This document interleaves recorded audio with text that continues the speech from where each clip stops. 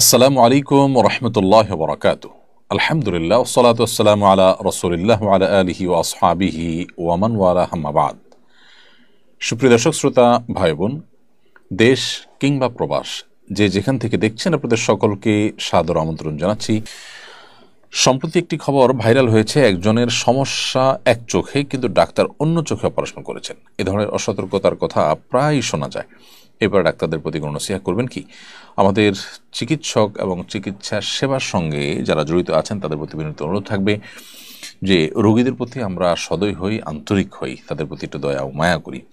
আমাদের সে যে পরিমাণ মানুষ, সে পরিমাণ ডাক্তার আনুপাতিক হারে নেই, যার কারণে ডাক্তারদের উপরে প্রেশার হয় আমরা জানি।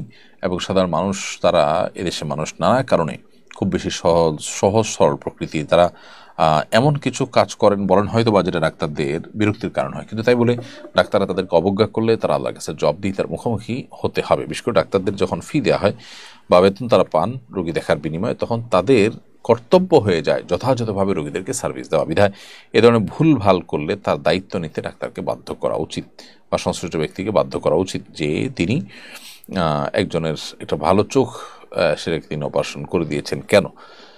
এই যে ক্ষতিপূরণ, এটা দেয়া অবশ্যই উচিত। কারণ হলো শরিয়াতে কারোর ক্ষতি হয়ে যাবে, সেটা জীবনের ক্ষতি হোক, সম্পদের ক্ষতি হোক, আর তার দায়িত্ব কেউই গ্রহণ করবে, এটা কোনোদিনই হতে পারে না।